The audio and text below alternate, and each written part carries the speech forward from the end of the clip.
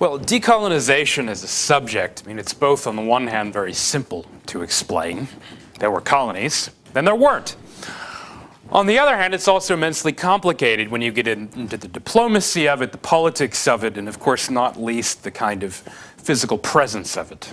Because after all, even after the European powers left, many of the countries they previously had occupied or administered still used their currencies, still spoke their language, still to some extent mimicked aspects of the national culture. English, after all, is the language we're speaking in this classroom. I called, somewhat facetiously last term, I called the British-French War of the 18th century a battle to determine if the world would speak French or English. And that was only somewhat facetious. You could also look at the two world wars as essentially a battle to see if the world would speak English or German.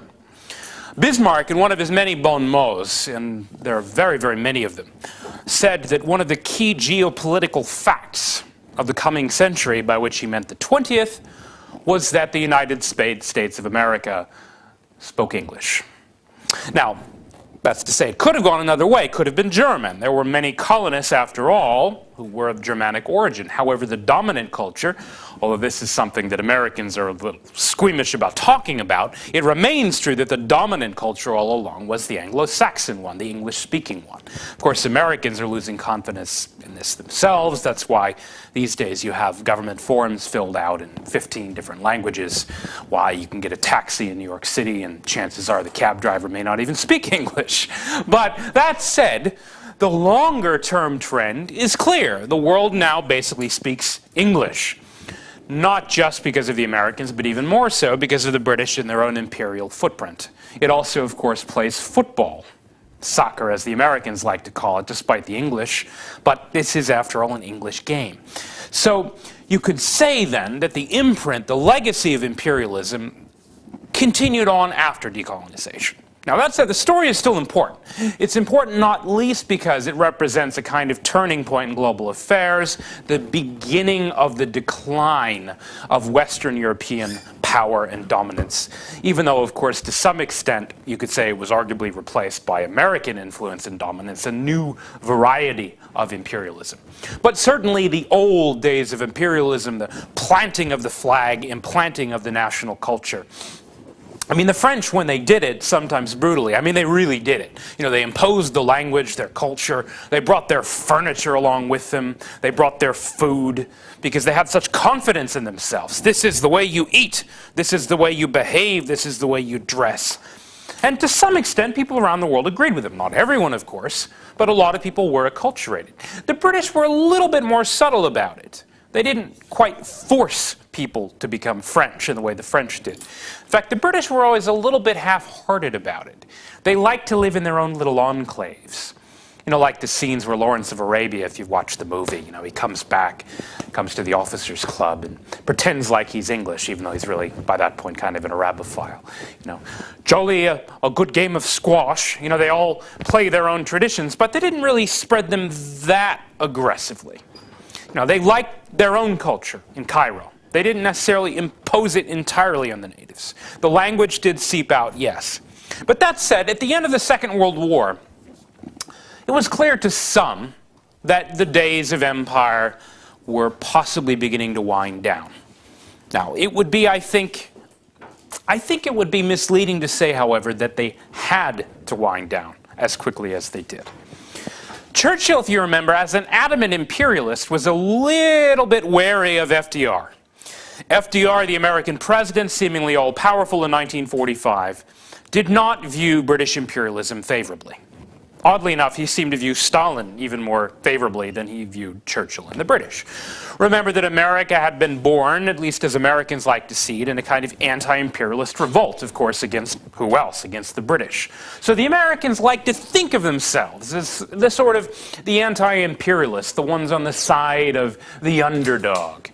They, in fact, not so subtly suggested that Britain and France should begin to wind down their empires. Now, something got in the way, and that's something, I'm not going to talk about it that much today, but the whole subject of course, Vietnam, or Indochina, as the French call it, America's own imperial tragedy, you might call it. This represented how the interests of the Cold War, in the end, overran or overturned America's own, you might say, purer instincts. Vietnam was, of course, well, basically part of the French colony, Indochina, that the Americans initially helped prop up by sending money and arms, and then they eventually took over the commitment themselves. You could say that Vietnam represented the most controversial and, to some extent, explosive and damaging example of this trend, which was America taking up the commitments of the European imperialist powers almost in spite of itself.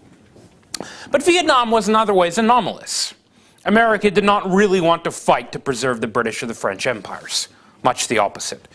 Nor, to some extent, did the British want to fight to maintain their own empire.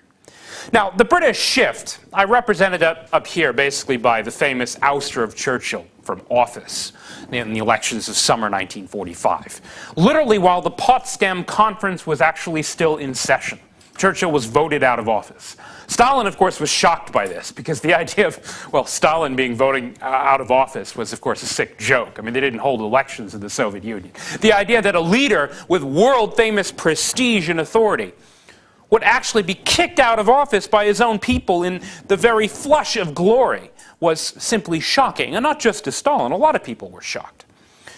But that said, there was some logic to it. Basically what it represented was the rise, of course, of the Labour Party. The Labour Party, which had been brought into the wartime coalition, the figure of Clement Attlee. There's an interesting story, actually, about Churchill and Attlee, which I think captures the essence of the two men. It's a little bit vulgar, so if you're easily offended, you might want to hold your ears.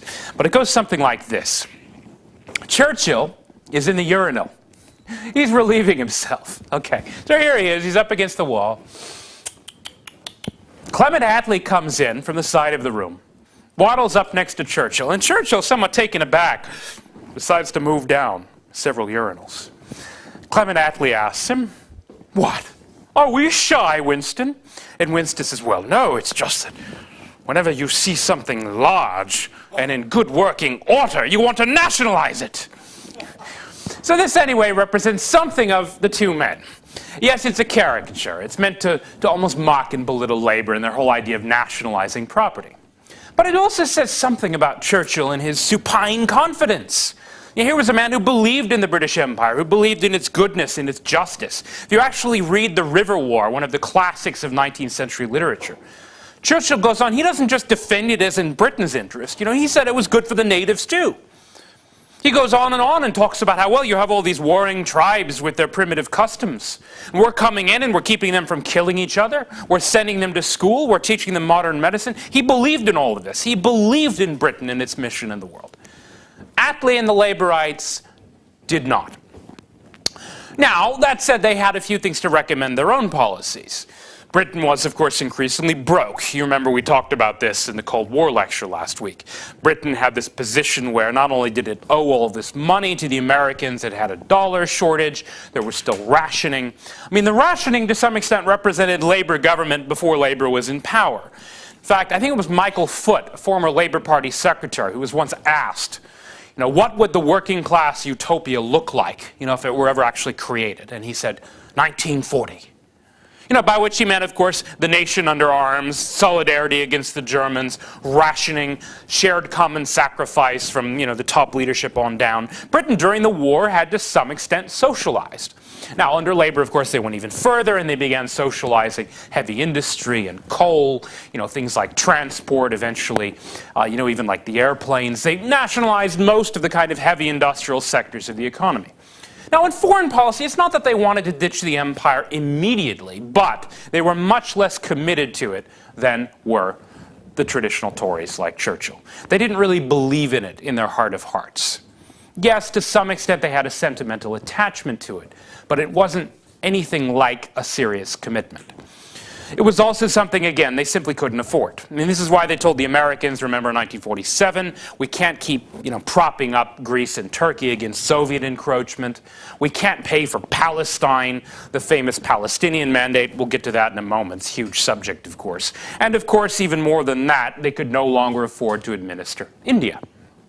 So, when they decided to go, that is to just kind of relax these commitments, they began doing it all at once. Not all at once. I mean, they didn't give up all of their colonies immediately. But the big important ones, they did. Palestine, they basically kicked over to the United Nations and the Americans in 1947. India, they just basically decided to kick over to the Indians, which is to say, all of them, which is to say not only the Sikhs and the Hindus, but of course the Muslims as well. There were other groups as well, but those were the important ones. Now, it had not escaped anyone's attention that both Palestine and India were, shall we say, not exactly free of ethnic tension or religious tension, as the case might be. We had, of course, Arabs and Jews with disputes over the Palestinian mandate, its territory, legitimacy, etc. And in India, we had a simple matter of population movements, which was almost impossible. The idea was some kind of a partition where you'd have a state for the Muslims, and then some kind of state with a Hindu majority. The problem, of course, was that the Hindus and the Muslims lived all mixed together. Places like Kashmir and the Punjab, also places like Bengal, which was kind of the heart of what would later become East Pakistan, later turned into Bangladesh, the population was mixed. Now, if you were a Muslim living in what would become the future Hindu-dominated India, and you heard that the British were going to partition it, you might decide you wanted to leave, and of course vice versa. If you were in what would later become Pakistan, or the primary Pakistan, West Pakistan, and you were a Hindu, you might decide to leave. Now, had the British carried this out over a long period, had they said, look, we have a responsibility here, we've been here for centuries, we want to ensure an orderly transition, we want to make sure there is no rioting and no violence, then maybe, possibly, they could have kept things from getting out of hand. They didn't do that, though. Under orders from the Labour government back in England, again wanting to wash its hands of the problem. It's too expensive, we can't deal with this anymore, we're broke at home. I mean, after all, they're rationing things like cigarettes and gasoline back in Britain. It's rather hard for a government to tell the people, particularly a Labour government, that we need to step up our commitment to India, to spend more money, to send more troops. Out of the question. So what do? They literally set a timetable between February of 47 and basically July of 1948. So, you can count it out, it's about 15, 16 months. 15, 16 months. Not long enough for a kind of peaceful, orderly transition, but plenty long enough for, shall we say, agitators on both sides to get organized. To whip up the rent-a-mobs of angry Hindus, angry Muslims. One of them actually, incidentally, an angry Hindu, even murdered Gandhi in the course of the violence in 1948. And then they kicked this into the hands of poor Lord Mountbatten. He was kind of immortalized in a poem by W.H. Auden. And it actually does capture something of the sort of the mad poetic essence of the thing, just how mad it really was. Unbiased at least he was, began Auden, when he arrived on his mission. Having never set eyes on this land, he was called to partition between two peoples fanatically at odds, with their different diets and incompatible gods. Time, they had briefed him in London, is short. It's too late for mutual recognition or rational debate. The only solution now lies in separation. And so separate they did. And you had, of course, a mass spasm of interethnic, interreligious violence. At one point in the Punjab, apparently, there was a refugee trail of Sikhs and Hindus. It stretched for 57 miles. Kilometers, that would be about 95 kilometers, which would be, what, the distance, like past Polatla. Not quite all the way to Sivri Hisar. Massive refugee train. Now, no one knows how many people died. It's not like people were keeping close records. I've heard figures as high as 2 million. That's probably way too high. Somewhere in the neighborhood of about 500,000 people probably died in the course of this horrendous kind of rushed to partition. Not exactly the finest moment, shall we say, in British imperial history. But that's the problem. I mean, here's the thing. You should always, and this doesn't just go for imperial affairs and diplomacy, this is good advice for life generally. You should always be careful what you wish for, because you might just get it. The people of India had, many of them, of course, had been organizing for this for years and planning for it. At last we're independent. Nehru, who emerged as kind of the key figure in Indian politics for the next about 15 or 20 years. Nehru had been asked shortly before partition, did he think there would be any difficulties to worry about? And he said, no, no, no. No problems between the Muslims and the Hindus. It's all the British fault. As soon as they leave, no problems at all. Well, it's not that it was his fault. It's just, this is inevitably what happens. And yes, you can look at the British and say, oh, well, they played divide and rule for centuries. Well, all imperial powers, to some extent, do play a game of divide and rule. That is, they set one group up opposite the other. It's not that the British necessarily played favorites, though. In fact, to some extent, again, contrary to what you might think, the British tended to favor the Muslims to the extent they thought about it at all. This was actually carried over, interestingly, into the Cold War by the Americans. Like, if you follow the history of the Afghan War of the 1980s, it's a very similar story. The Americans were very keen on supporting the Mujahideen, in part because over the course of the Cold War, they developed a very strong preference for Pakistan over India. Yeah, in part because Nehru was kind of a fellow traveler in the sense that he wasn't actually a communist.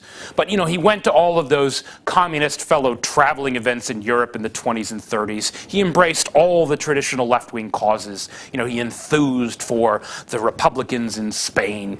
He joined various committees in London.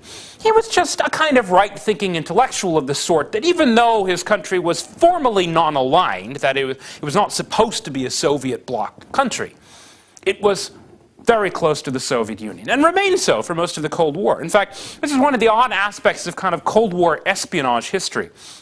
India was a prime battleground for like the spy wars on the ground. And the reason was because the Americans went there to study Soviet military equipment, because so much of it was, of course, sold to India. This was not the only country in which this happened. But anyways, so to get back to the British, like the Americans in the Cold War, the British in both Palestine and India had a certain, almost a temperamental preference for the Muslims. They admired them as a kind of warrior culture. Whereas the Hindus, of course, were sort of like these goofy vegetarian intellectuals. I'm caricaturing, of course, but that was sort of like the stereotype. The Muslims, well, you could sort of do business with them. The British understood their values, particularly British military officers, who tended to think of the Muslims. I suppose they thought of the Sikhs this way too, but I mean they thought of them again as a warrior culture, a warrior tradition. They didn't really think of the Hindus that way. And they definitely didn't think of the Jews that way. So to switch, again, from one of the big stories to the other, because we're not going to have time to do any of them justice, but we're going to have to look pretty closely at the Israel thing. It's such a huge part of 20th century history. The British definitely got the ball rolling. I mean, there's no doubt about this. With the Balfour Declaration issued on the 2nd of November 1917, the British, of course, pointed the way. They spoke of the eventual creation of possibly a home for the Jewish people, out of what would become the Palestinian Mandate, while also, of course, people hastened to add, saying that they would, respect and guarantee the rights of the Arab population of Palestine as well. Now, you may remember when we were looking at the First World War that there was a lot of contingent oddness about the Balfour Declaration in its timing. The British viewed Zionism as essentially a Germanic phenomenon, and they also were worried because of the Russian Revolution. They saw the Russian Revolution as both the work of the Germans, the Foreign Office, and also to some extent the Jews, who were very prominently represented in, of course, not only the Bolshevik Party, but many of the socialist parties of Russia as well. So Britain was thinking in these kind of geopolitical terms. It was almost like a parlor game. You've got this thing they thought of, it was Jewish opinion, which had always been pro-German. This was actually true. I mean, the early Zionists from Herzl on down, Theodor Herzl, who had, of course, famously petitioned Kaiser Wilhelm II and also Sultan Abdul Hamid II. Well, basically, after the Sultan turned him down, he went to the Kaiser, thinking, well, the Kaiser had influence on the Sultan. He was, of course, an Austrian Jew himself. The Zionist Committee, the International Zionist Executive, was actually located in Berlin. Most of the leading Zionists were Germans or Austrians. So Britain thought that Zionism was a German thing. And so they thought that by issuing this declaration to kind of endorse the aspirations of Zionists for a Jewish home in Palestine, they could basically take this weapon out of the hands of the Jews, out of the hands of the Germans, over to the Allied side in the war. was one of these kind of not terribly well thought out stratagems of the war. That in a curious way, it was actually occasioned, I mean literally, by a German newspaper editorial. They'd been thinking about it for a while, and then this German newspaper, published this editorial basically endorsing Zionism, at least indirectly. And the British thought then that the Germans were about to issue an official endorsement of Zionism. And so they rushed, again, the rush, to race the Germans and beat them to the path, which they did. They began having second thoughts almost immediately. Yes, they did organize a kind of legion under Jabotinsky, Vladimir Jabotinsky. They didn't play much of a role, though, in the Palestine campaign. Lawrence's role, too, was exaggerated with his Arab irregulars. It was mostly a pretty proper military campaign under General Allenby. The Jewish Legion played almost no role at all. And then after the war, when the Palestinian Mandate was set up, the British decided fairly rapidly they weren't really all that fond of the Jews. I mean, it's an interesting thing, because to some extent I think the same preference it carries on today, like particularly among journalists. And it's partly this.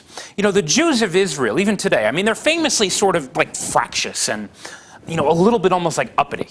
They don't tend to dress very well. They dress very casually. Their manners are not, very elaborate. They're very brusque and direct and blunt. Whereas the Arab culture of the Levant, such as it existed then and to some extent endures now, is a little more languid. It's kind of like a tea house or coffee house culture where you spend a lot of time, sitting around. Elaborate manners. All of this the British, I think, responded to well. So even though they had sort of endorsed the Zionist cause in the Balfour Declaration, if you read it carefully, it's not necessarily a promise that they're going to create a Jewish state. It sort of envisions the possibility that they might eventually allow the Jews to have a national home in Palestine. Well, the British, they were to some extent committed to further migration of Jews, but again, they weren't terribly fond of the ones that they knew.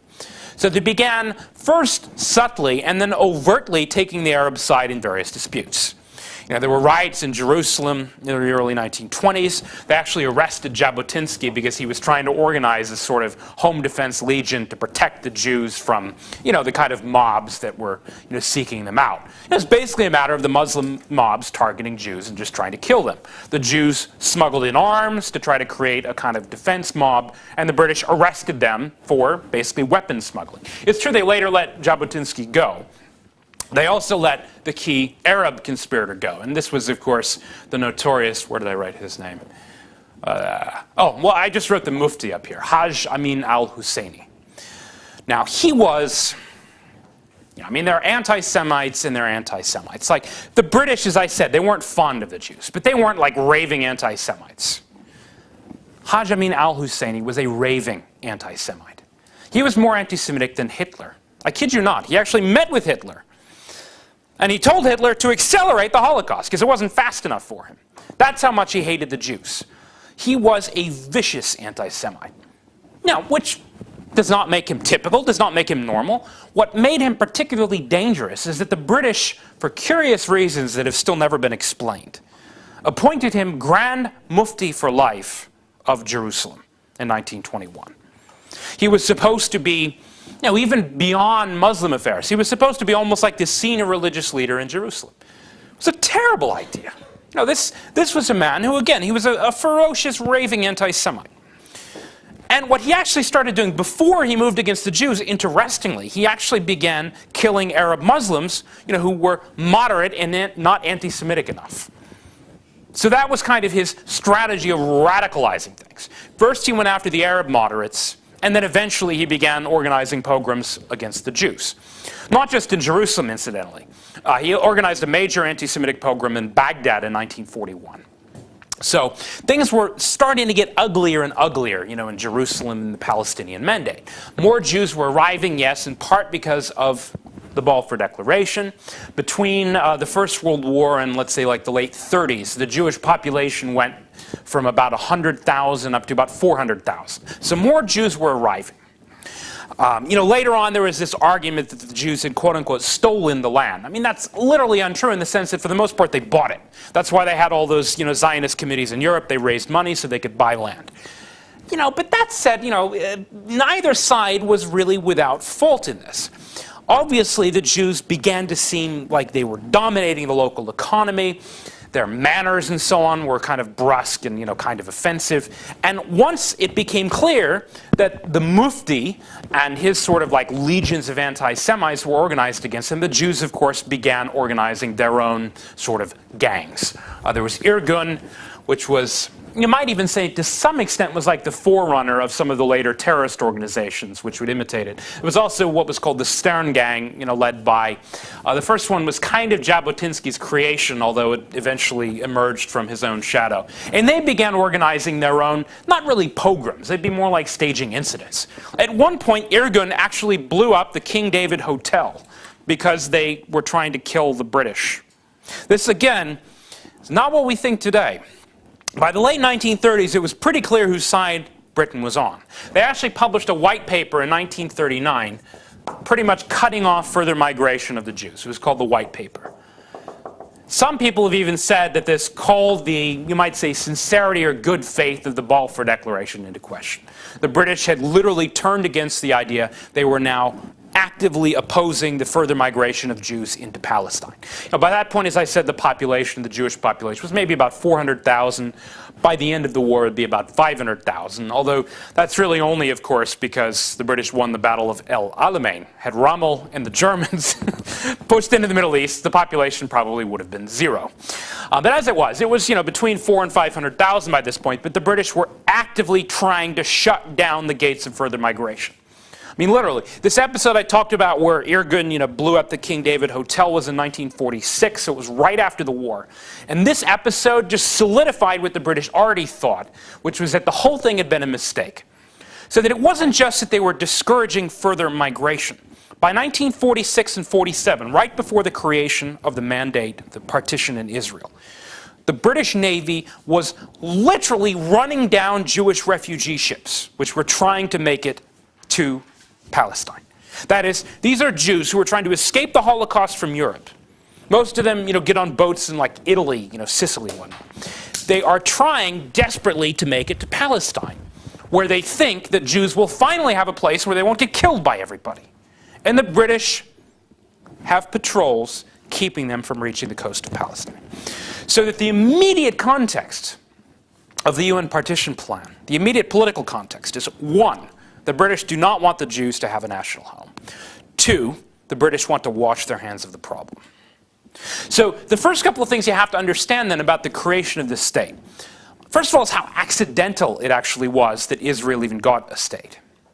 It's true that it was the US under President Truman who pushed through the actual partition resolution. Where did I write this? Yeah, this is November 1947. Now, there's an interesting aspect about this. Truman was no more a great patron of British imperialism than FDR had been. The main difference between them, though, was this. Truman, as I said, did not tend to follow intellectual fashions. He was just kind of an ordinary, not real well-educated guy from the Midwest. I mean, he went to college, but he wasn't some elite Harvard man like FDR was. So he wasn't also prey to sort of intellectual fashions. He also was not as impressionable as FDR. Remember how I talked about how FDR had literally thought Stalin was like his buddy. He trusted Stalin. Here's an even more interesting quote. You may know that it's at about this time in the Second World War that the US developed its relationship with Saudi Arabia. Not because the US was running out of oil yet, but because the US was worried it was going to run out of oil. Britain had BP and essentially the Persian connection. The US still had its own oil, but was perennially worried about it running out. So anyway, they're beginning to set up this relationship with the Saudis. The war has created this ferocious demand for oil. FDR meets with Ibn Saud. He then goes to Congress and he tells them, quote, "I learned more about the whole Zionist problem by talking with Ibn Saud for 5 minutes than I could have learned in exchange of 2 or 3 dozen letters." Yeah, I'll bet you learned a lot. I bet you learned a lot about the Jews from Ibn Saud and the Wahhabi Muslims of the Nejd. This, of course, being the country Saudi Arabia, which would greet the death of Adolf Eichmann in 1962, executed by the Israelis. Here died Adolf Eichmann, who had the honor of murdering 6 million Jews. FDR, in other words, was not friendly to the Jews. He was not friendly to Zionism. Had FDR lived another 3 years, Israel almost certainly would not have come into existence. So that's the first thing. There was a political angle too. FDR was much stronger politically than Truman. You know, he'd been president since 1933. He had an enormous coalition. He didn't need the Jews. He didn't need their votes. Truman did. His coalition was much thinner and more narrow. So, to some extent, yes, he listened to, you know, Jewish kind of political influence, lobbyists and so on in the United States. To some extent, yes. He did think it might be a way of winning their votes. I think it was also maybe a matter of conviction. You know, he saw the Jews as the great victims of the Second World War. He thought it was just the right thing to do. Okay, so that was important. Truman, after, again, the British sort of kicked the can in his direction. You know, we're washing our hands of the problem. Truman puts through a partition plan. Now, that partition plan, there's a lot of lying about it that goes on. It did give the Israelis, that is the Jews, their own state. It's not a very big state, however. It was, what was it? About, I've got the figure here. The number of square miles. 5,500 square miles. 5,500 square miles. How big is that? You know how big Turkey is? It's over 300,000. 60 times bigger. The Israelis got a tiny sliver of land along the Mediterranean coast, of which 60% was desert. Okay. What was the population of the territory that Israel was given? Do we know, like, roughly, was it mostly Jewish, partly Arab? It was mixed. Well, who had the majority? Wrong. The population was, I'll give you the figure, 538,000 Jews, 397,000 Arabs. Not an overwhelming majority. It was about like 5 to 4, a little bit more than 5 to 4. Yes, there was a thin Jewish majority. However, it was, of course, thought probably by a lot on the Arab side that this thin majority would not last. I mean, this has been the perennial assumption of the conflict, really going back a half of a century. If you look at demographics, you look at the birth rates, you think, well, you know, they're going to get overwhelmed and eventually there will be an Arab majority. Which is the reason Israel, of course, takes such very strict measures. You know, they give immediate citizenship to Jews from all over the world because they're desperate to preserve their majority. They did have a majority, though, just on this territory. Not in Palestine as a whole. No, in Palestine, the Palestinian Mandate, of course, they were a tiny minority. But over 90% of the land was given to the Arabs. Now, we've forgotten this now because we talk about the issue of Palestine. But the actual state which controlled the land was not, quote-unquote, Palestine. It was, of course, Jordan. Or as it was originally called, Transjordan. Now, Jordan, you know, then ruled by Hashemite king Abdullah. Jordan was the only country, you might say, with a direct territorial stake in this conflict. But interestingly, Abdullah, I mean, he wasn't like crazy mad imperialist. He just basically wanted the West Bank and Jerusalem, and including the old part of Jerusalem, which was supposed to be split into sections by the partition. And actually, he got that in the war. People have forgotten that. He actually did gain old Jerusalem, and he got pretty much everything he wanted. In fact, another thing people have forgotten is that when the PLO was founded, originally called Al-Fatah, you know, by Yasser Arafat, for the first 10 or 15 years, their terrorist activities were directed against Jordan, because Jordan actually controlled the land. Black September, you know, this group that was like in the early 1970s, they actually set off bombs in places like Amman, and the Jordanians, shall we say, repressed them with pretty impressive brutality. So anyway, so they just got a tiny sliver of the land. About 5,000 square miles with a slim but possibly fragile Jewish majority. They accepted the deal, right? The Arabs did not, and so you got a war. A war which, to the surprise of almost everyone, the Israelis won, because they were, of course, massively outnumbered. Sorry, was that? 6 days. No, that was 1967. No, this war lasted longer than that. And it's true that the war produced a vast train of refugees, you know, as the Israelis won. There were over 500,000, you know, the so-called, the Palestinian refugees, as they were later called, put in these UN camps and so on. It's not always remembered that, of course, all of the Arab states expelled Jews following the war. They expelled over 600,000 in the first 10 years. So it's not a completely new story. I mean, you had similar population transfers elsewhere in the world in the 20th century. To some extent, I mean, you could even compare the problem to Cyprus or even like the Greek-Turkish population exchange. You know, it was ugly, but maybe it kind of made sense. You know, Israel became more of a Jewish state, whereas, of course, the rest of the part controlled by Jordan became more exclusively Arab with fewer Jews. The war, to a certain extent, didn't actually end in 1948, although Israel was recognized now as independent. The state of war between Israel and its neighbors, in fact, continued without interruption. Well, really, until Egypt signed the Camp David Accords, 1981.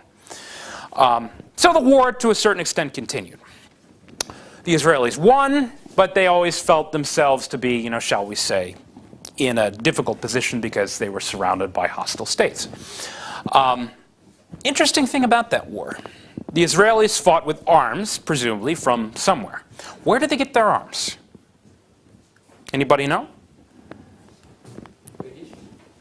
Another good guess, and completely and emphatically wrong. They got their arms from the Soviet bloc and from France. In both cases because Britain was the anti-Israel country and the Soviet Union and the French were trying to stick it to Britain. The French simply because they were sick of the British, and the Soviets because, again, this is a little bit more curious. It was actually the Czechs who sent the weapons, but of course it was the Russians who ordered them to do so. It was mostly Czech weapons with which the Israelis fought their own war of independence, along with French airplanes. The French continued supplying the Israeli Air Force right up into the 1967 war. In fact, this is another thing. Everyone has forgotten this today. But the whole first period, you might call it, of Israel's existence, up to the Six-Day War of 1967, Israel was a cause of the left, not the right. Today, as we know, like in America, it tends to be the right that kind of supports Israel. To the extent anyone supports Israel in Europe, which is not entirely clear, it tends to be people on the right as opposed to the left. Israel was originally a cause of the left, a very fervent and emphatic cause of the left. And this is partly because, as I think I've mentioned several times, socialism all along had been, of course, created by Jews and to some extent remained a phenomenon dominated by Jewish intellectuals. The Soviet Union in its early days was seen as a semi-Jewish kind of enterprise. It is true that immediately after the creation of the State of Israel, this changed very radically. Stalin went into a vicious anti-Semitic phase, and curiously enough, it was because the Israelis opened an embassy in Moscow and threw a great big party, and Stalin got pissed because he hated Jews and they were being loud. And so, I kid you not, this seems to have been what kicked off Stalin's last round of mania, where the last 5 years of his life, he sent another 500,000 people to the Gulag. He had this crazy, it was called the doctor's plot, where he began to think everyone was poisoning him. And he blamed it all on doctors, some of them Jews, and then he blamed it on other Jews, and he had Jews arrested and sent to the Gulag, and many of them simply shot. So curiously, it was all happening at a similar time. But right up to this time, the Soviet Union was still, to some extent, seen around the world as not necessarily a Jewish state, but as one that was supported by Jews where the Jews had done well, which they had. So this was true in the left in America and Europe as well. And Jews in America, and there were many of them, about 5 million of them by this point, nearly all of them were on the left politically. Most of them supported the Soviet Union, and so they associated Israel with that same cause. For the French, it was something of the same. I mean, it was a little bit like a little bit of idealism involved, a little bit of guilt involved because of France's own role in the Holocaust in Europe. But it was also because France, of course, was the world capital of intellectual socialist culture during the Cold War. Paris really became, the Sorbonne became the great hub of this. The 1967 war changed a lot. It changed a great deal. The main reason was because when Israel, of course, captured lands outside of the original mandate, the so-called occupied territories, Israel became, I guess you might say, it was seen now as something like a successful, almost imperialist power in its own right, such that it became more instinctively a cause of, people who believed essentially in legitimacy, people with a slightly more, shall we say, conservative orientation politically, and it lost its luster as a socialist cause, as a cause of the left. It was no longer innocent in the eyes of kind of Western socialists. Literally because it was now occupying what was called, according to international law, foreign territory. But so it's curious to remember all this. Israel was very much a cause of the left. It was supported by France. It was supported by the Soviet bloc. And paradoxically, it was also supported by the Americans, but not in a direct way. Not in terms of any arms shipments, nothing like that, just the symbolic support at the UN. This is important to remember because, again, our expectations based on what we think we know today would suggest that in the Suez Crisis of 1956, that Israel would, of course, have been supported by the Americans. Not true. The background of the Suez Crisis is interesting. I talked about the two, you might say, most important imperial flashpoints where the British withdrew. India, Palestine. Egypt was only nominally less important than that. Egypt was, in a certain sense, where the British Empire in Africa had gotten going, with the occupation in 1882 by Gladstone. Egypt had all along been a kind of strategic linchpin because of the Suez Canal, so it remained extremely important for the British. For that reason, they didn't just withdraw immediately. They withdrew their garrison from Alexandria as early as 1946, I believe. They began quietly withdrawing some of their forces in the late 40s, such that by about 1951, they had almost no troops left in the country. And this is when, there were riots going through Cairo, people targeting, Westerners, Western institutions. This is part of the chaos that eventually led to the army coup by which Nasser would come to power. And kind of become the leading archetype of this so-called pan-Arabism. Britain did not immediately withdraw. They did recognize the government as independent. So from 1952, at least according to international law, Egypt has been independent. They kept, kind of support personnel, technical service people at the Suez Canal so that they were still kind of looking over the thing. But by about 1954, 1955, Nasser was beginning to lose patience with even that limited presence. I think I did write up here. I know we're probably running towards the end of the first hour. I'll just mention it briefly. We'll come back to it again next week. This was the Bandung Conference held in Indonesia, hosted by President Sukarno in 1955. The idea was a kind of conference of the non-aligned, what would later be called the Third World.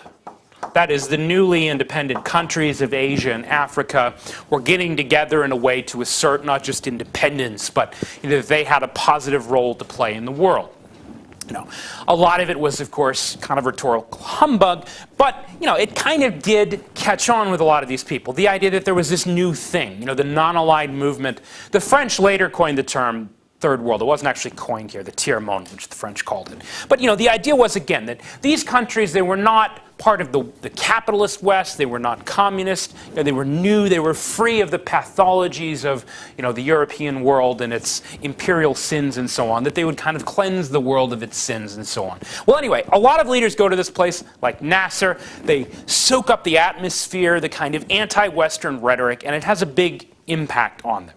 It was the very next year when Nasser finally decided to make his first big move. The provocation was the famous Aswan Dam, on the Nile River.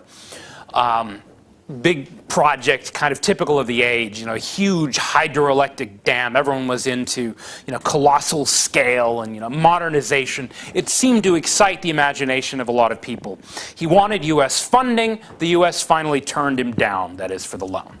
So, on the one hand, is what you did in the Cold War. If you didn't get funding from one side, you'd go to the other. So he did begin to kind of embrace the Soviets, ask them for, of course, funds, loans, engineers. That's what you did. You joined one side or the other. Even if you claimed you were non-aligned, usually you had patronage from one side or the other.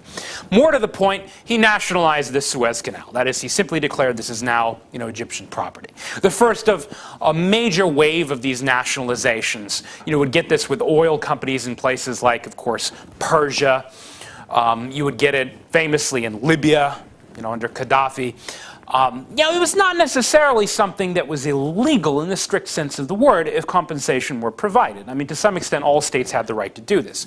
Nasser, of course, did it, though, in such a way as to kind of maximize the political effect of it such that the English were kind of, their amour propre, their pride was offended. It was Eden who was in power. Actually, Churchill had been briefly in power in the early 50s, but Labour was back in power under Anthony Eden. Now, again, a man who doesn't quite have Churchill's conviction. On the other hand, he did have a certain pride. So Eden did not want to just give up. Eden also didn't like Nasser. He thought he was kind of like this uncouth upstart, who was behaving offensively, with no good reason. That Britain should have been informed in advance. The whole thing was done badly. Well, anyway, so Eden, smarting, feeling a little bit almost insulted by this, tin pot rhetorician, he decides that Britain has to do something. What is Britain going to do? Well, here's the problem. Britain is supposed to be a great power. They think about it, they talk about it, well, we could invade the place, but wait a minute, we don't really have the troops. We can't really afford to do that. We don't really even have enough troop-carrying ships anymore. What can we do?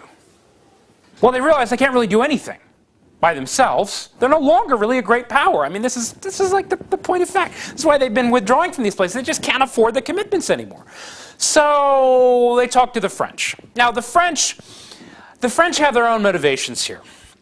Some of it is to do with Israel. Some of it is to do with what's going on in northern Africa, where Algeria is kind of beginning to spiral out of control. The FLN in Algeria, the Front de Libération Nationale, which is set up by these kind of patriotic Arabs, most of them, of course, Muslim, who were, at first they just wanted independence, and then they got more and more anti-French when the French repression, measures got more and more brutal. The French were like bombing civilians from the air, not unlike, Gaddafi recently did. Then they got more brutal. And in 1955, they actually issued an order where like any French person, women, child, anyone could just be, executed just like that. Both sides were committing horrible brutalities, but things were getting really bad in Algeria. So France, again, it's kind of a pride thing. It's like, well, we've got to do something. We in Britain, we used to rule the world, and now everything is slipping out of our control. And so they come up with this plan. It's a little bit complicated. It does involve Israel. The plan goes something like this. Israel is still in a state of war with Egypt, remember. I mean, they never have a peace treaty. Egypt is still preventing Israel from sending anything through the Suez Canal. They're blockading Israel, in effect. Egypt has, in fact, just put together a kind of tripartite command with Syria and Jordan. This is in October 1956, planning for the future attack on Israel. So Israel sees that it has sufficient cause to attack. Britain and France say, okay, you do the attacking. And then once the kind of war begins and the crisis starts, Britain will send troops to occupy the canal, and what was France supposed to? I think France was supposed to take Port Said or something. But then basically the idea is like Israel attacks, creates a crisis, then France and Britain intervene. It's kind of a crazy plan. It's like desperate, right? They're desperate to just, show they still have they've still got the muscles. They can still do something. Of course, it turns out that they don't have the muscles. Why not? Who stops them? Good guess, but wrong. The Americans stopped them. Israel actually did attack, and Israel actually won. Everyone's forgotten that. Britain and France, however, were dissuaded from intervening when Eisenhower, who was the US president, who was up for re-election, basically he just got pissed. This is in like October of 1956. The presidential elections are scheduled for November. So Eisenhower is in the middle of an election campaign. And Anthony Eden dumps this thing in his face. And he says, oh God, I don't want to deal with this. And so he just basically threatens the Brits. He starts selling off the pound sterling. Like he instructs the US Treasury to short the British pound, which they do. And the British pound starts plummeting in the markets. And so Britain finally has to withdraw, and basically like with his tail between its legs, in utter humiliation. Then they're denounced in the United Nations, and the Americans go along with that. It's one of those odd, again, a little bit like Israel, an odd example in the Cold War where the US and the Soviets were sort of on the same side. The Soviets, too, wanted to see Britain and France humiliated by this point. Stalin, remember, he had already turned against Israel. So it's a really curious episode. But here's the thing. The Americans take the side of, the Arab, you might say, Muslim world, quote unquote, Nasser, right? And of course they get lots of thanks from the Arab world. It doesn't really seem to do anything for the Americans. I mean, it's one of the more interesting questions, I think, of 20th century history. Had the Americans taken the other side in Suez, that is, had they said, well, we like to think of ourselves as anti-imperialists, we don't really like the British and French and their imperial pretensions, but we're all still on the same side, basically, which is like the West in its interests, and so we're going to support them. Had the U.S. done that, Nasser would have been humiliated, probably overthrown. The Suez Canal would have been taken back, by the West. Yeah, I don't really know what would have happened. Things would have looked very different in the Middle East. The Soviets probably would have intervened in some way. Maybe there would have been a more serious conflict. Things might have turned out very differently. Instead, the Americans, again, took the so-called Third World non-aligned side, and, well, Britain and France were humiliated. This basically is what killed off the British and French empires. Within about 7 years, there was nothing left of the British and French empires. They had no will left, they had no stomach. They had been humiliated and shown up by the Americans and even by Nasser. I probably run over time. We should take a short break here. And when we get back, we're going to look at some of the consequences of Suez. What time is it? 35? Okay, about 10 minutes. The British. Remember that America had been born, at least as Americans like to see it, in a kind of anti-imperialist revolt, of course, against who else? Against the British. So the Americans like to think of themselves as the sort of the anti-imperialists, the ones on the side of the underdog. They, in fact, not so subtly suggested that Britain and France should begin to wind down their empires. Now, something got in the way. And that's something, I'm not going to talk about it that much today, but the whole subject of course, Vietnam or Indochina, as the French call it, America's own imperial tragedy, you might call it. This represented how the interests of the Cold War, in the end, overran or overturned America's own, you might say, purer instincts. Vietnam was, of course, well, basically part of a French colony, Indochina, that the Americans initially helped prop up by sending money and arms, and then they eventually took over the commitment themselves. You could say that Vietnam represented the most controversial and, to some extent, explosive and damaging example of this trend, which was America taking up the commitments of the European imperialist powers almost in spite of itself. But Vietnam was in other ways anomalous.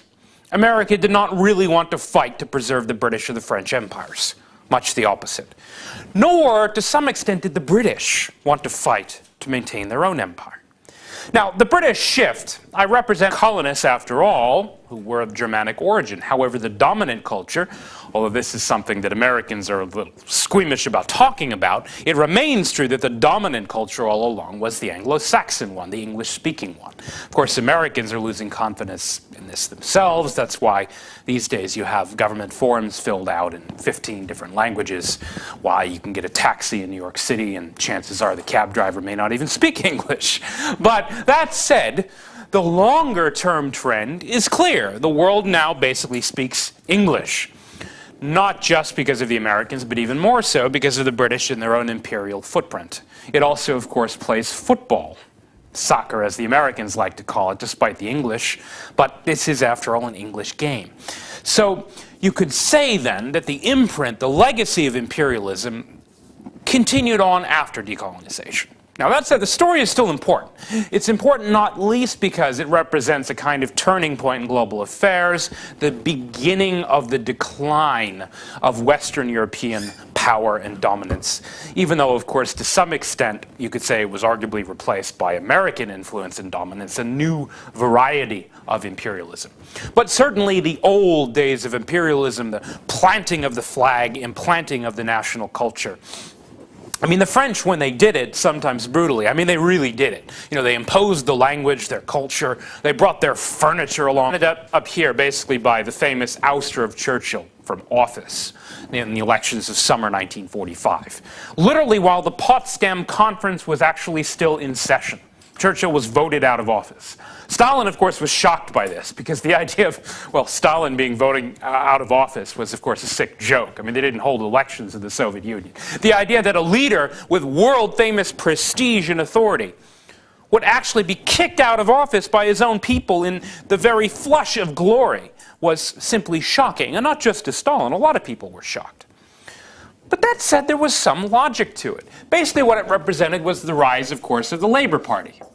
The Labour Party, which had been brought into the wartime coalition, the figure of Clement Attlee. There's an interesting story, actually, about Churchill and Attlee, which I think captures the essence of the two men. It's a little bit vulgar, so if you're easily offended, you might want to hold your ears. But it goes something like this.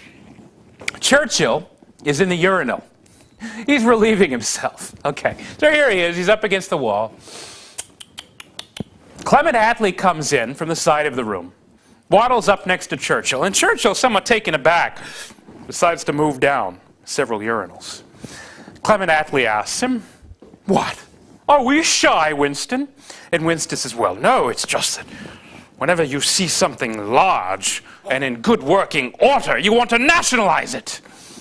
With them, they brought their food because they had such confidence in themselves. This is the way you eat. This is the way you behave. This is the way you dress. And to some extent, people around the world agreed with them. Not everyone, of course, but a lot of people were acculturated. The British were a little bit more subtle about it. They didn't quite force people to become French in the way the French did. In fact, the British were always a little bit half-hearted about it. They liked to live in their own little enclaves. You know, like the scenes where Lawrence of Arabia, if you've watched the movie, you know, he comes back, comes to the officers' club and pretends like he's English, even though he's really, by that point, kind of an Arabophile. You know, jolly, a good game of squash. You know, they all play their own traditions, but they didn't really spread them that aggressively. You know, they liked their own culture in Cairo. They didn't necessarily impose it entirely on the natives. The language did seep out, yes. But that said, at the end of the Second World War, it was clear to some that the days of empire were possibly beginning to wind down. Now, it would be, I think it would be misleading to say, however, that they had to wind down as quickly as they did. Churchill, if you remember, as an adamant imperialist, was a little bit wary of FDR. FDR, the American president, seemingly all-powerful in 1945, did not view British imperialism favorably. Oddly enough, he seemed to view Stalin even more favorably than he viewed Churchill.